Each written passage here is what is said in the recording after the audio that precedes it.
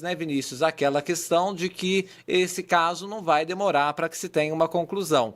Porque agora, 15 dias logo passa, aí ele vai decidir se apresenta uma denúncia ou não. Isso cabe unicamente ao Procurador-Geral da República, que não é mais Augusto Aras. Agora mudou e aí está a matéria, olha, da Agência Brasil. Portanto, a manchete é: Moraes dá 15 dias para a PGR opinar sobre indiciamento de Bolsonaro. Procurador-Geral vai decidir se denuncia ex-presidente ao STF. Se for o caso, vai ser a primeira denúncia do Paulo Gonet, de um Exatamente. ex-presidente. Exatamente. E eu conversei com alguns procuradores hoje do Ministério Público Federal que disseram que o caminho usual de uma denúncia que veio, um indiciamento que veio da Polícia Federal, que foi autorizado pelo Supremo Tribunal Federal e enviado ao PGR, poderia demorar de semanas a meses. Mas isso mostra o ímpeto do Alexandre de Moraes em terminar esse caso rápido. E aí eu conversando com essas minhas fontes, eles disseram que pode até antecipar esses 15 dias. Isso é entrega em até 3. Então, a gente brinca que o Alexandre de Moraes gosta de sextas-feiras, a gente pode ter já sexta-feira o parecer da PGR oferecendo ou não a denúncia. E, como eu disse no começo do programa, podem implicar mais 2 crimes contra Jair Bolsonaro, que são os crimes de falsificação de documento público, que a pena é reclusão de 2 a 6 anos e multa, e falsidade ideológica, que é reclusão de 1 a 5 anos e multa. Além dos crimes que a Polícia Federal já pediu indiciamento, que é inserção de dados falsos em sistema público, reclusão de 2 a 12 anos e multa, associação criminosa, reclusão de 1 a 3 anos. Se a gente for somar todos esses anos que o Jair Bolsonaro pode ser condenado, poderia ficar preso até 20 anos. Perfeito. Tá tudo lá no blog do Noblar. Acessa lá para você ler também. Wanda, esses prazos são de praxe, mas mostra, como o Vinícius disse, que esse caso terá andamento. Em breve teremos novidades, né? Sim, sim. Há dado o interesse, né, enorme do caso, é grande, não deixa de causar à espécie o fato de um líder de opinião pública, como bem lembrou o, o Andreasa. Andreasa, né? Uma pessoa que ostenta o poder eleitoral que tem a força eleitoral que tem, que seja o réu nessa quantidade aí, essa fieira de processos que bem levantou aí o Vinícius.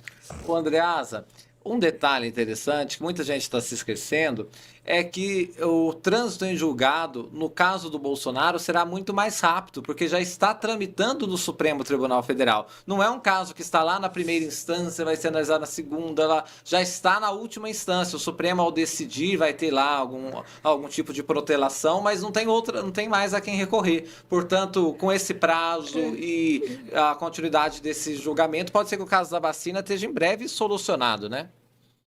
Sim, e estando no Supremo, última instância, pode recorrer depois aos embargos, a elementos ainda de recursos e tal, mas é a última instância. Aliás, essa é a razão por que muitos dos investigados nesses inquéritos, que não têm foro por prerrogativa de função e que não estivessem nesses inquéritos sob Alexandre de Moraes, seriam julgados em primeira instância.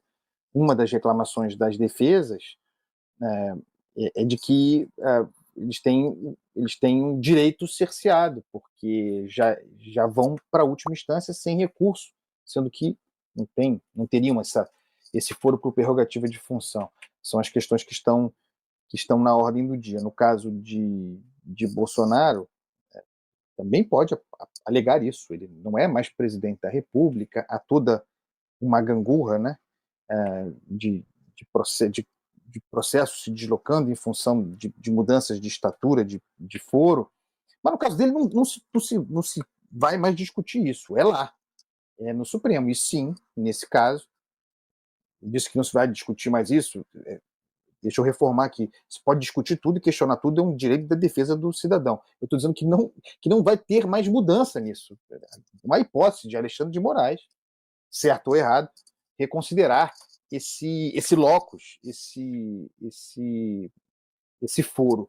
Agora, ignorância minha, e talvez vocês saibam disso, Vinícius talvez saiba, Wanda, se souber, nos ilumine, esse prazo que é praxe, que o Alexandre de Moraes dá, de 15 dias, ele é obrigatoriamente para denunciar ou não, ou, como eu acho que nesse prazo, ou mesmo antes, o Ministério Público, a PGR, pode dizer, não, requisito mais diligências, preciso de mais informações. Eu acho que tem isso, né? Não é um prazo para denunciar ou não. Tem ainda uma possibilidade alternativa.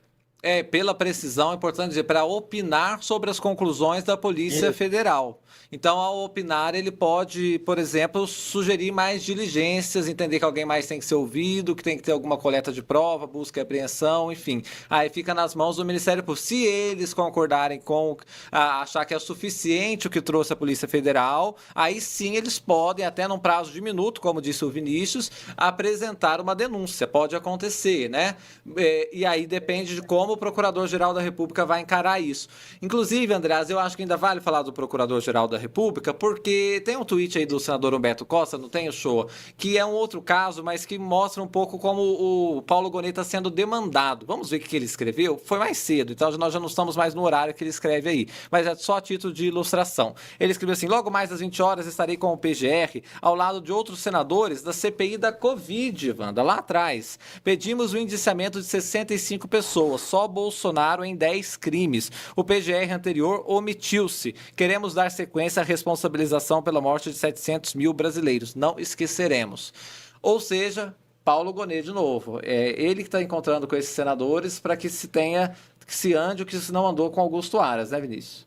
E a gente pode ver que o Paulo Gonet ele quer mostrar trabalho justamente porque ele pegou o inquérito do golpe para ele, né? As investigações que estão ocorrendo na PGR saíram do Carlos Frederico de Santos e foram para o PGR, o titular. É muito incomum isso acontecer. O Andreasa pode falar até melhor que eu. Isso é muito incomum de acontecer. Então, eu estava até conversando com o senador Randolfo Rodrigues semana retrasada, e ele falou justamente dessa reunião que eles fariam com o Paulo Gonet, que eles têm muita expectativa de realmente ter um andamento nas denúncias, das 65 denúncias que eles fizeram contra pessoas supostamente envolvidas com a pandemia de Covid-19 aqui no Brasil. Sabe o que é interessante, Wanda? Quando o Paulo Gonet foi aprovado pelo Senado, teve o amplo apoio da bancada bolsonarista. Ou seja, ele, acho que ser escolhido Procurador-Geral da República, teve um apoio muito grande do Senado. Você também acha que ele se encontrando com senadores da CPI da Covid ainda lá atrás, agora sendo chamado a responder sobre esse caso de vacina, vamos ver uma Procuradoria-Geral da República mais ativa? Seguramente, né? Eu não tenho dúvida. Eu acho que as escolhas de agora são no sentido da agilidade. E não faz muito sentido essa coisa demorada mais. Você tem rede social o tempo inteiro, a internet abre de manhã e não fecha nunca. Então, quer dizer, as pessoas já estão acompanhando. A sociedade não pode ficar além da legislação. A justiça tem de se tornar mais ágil, a procuradoria tem de se tornar mais ágil. Eu sou muito a favor de agilidade. Aqui no Brasil, esses processos demoram demais. É verdade. Ô, Andreasa, eu queria te ouvir também para te perguntar se você é daquele grupo de pessoas que entende que a procuradoria anterior precisa, inclusive, ser passada a limpo, porque o que aconteceu ali que não se investigou, ou pelo menos não se avançou com muitos casos que agora ficaram na mão do sucessor, naturalmente, né? Olha, Afonso, eu tenho uma memória muito boa, ela me dá muita dor de cabeça. O Paulo Gonet tem uma demanda reprimida aí, né, de coisas a fazer. Nós ficamos muito tempo sem, não é exagero, sem comando do Ministério Público Federal, sem Procurador-Geral da República, sem. Muita gente diz que o Supremo, inclusive, digamos assim, sendo elegante, expandiu a sua área de atuação por falta de Ministério Público, de Procurador-Geral da República. Então, normal que se tente acertar essa demanda e o novo Procurador-Geral da República será demandado. Mas eu falava sobre memória e vendo o tweet do senador Humberto Costa, eu preciso dizer aqui que Augusto Aras foi reconduzido a Procurador-Geral da República em agosto de 2021. Pandemia, certo? Agosto de 2021. Se eu não me engano, eu me vacinei em meados de 2021. Nesse período, com CPI, com tudo, os senadores da República reconduziram Augusto Aras, em agosto de 2021. Eu não sei como votou o senador Humberto Costa. Disso eu não me lembro. Mas eu me lembro do número de votos que Augusto Aras teve no Senado para sua recondução. O Senado, portanto, satisfeito com o trabalho desse cidadão na sua gestão anterior. Ele teve 55 votos no Senado da República, se eu não me engano, 10 contrários. E acabou. E lamba. Nem todo mundo votou, são 81 senadores. O presidente da CPI, eu me lembro bem, Omar Aziz, eu me lembro de declarações dele endossando a recondução de Augusto Aras. Esse omisso, né? E em função do que esses senadores se concertam para botar em dia as demandas da CPI da Covid. Mas eu tenho memória.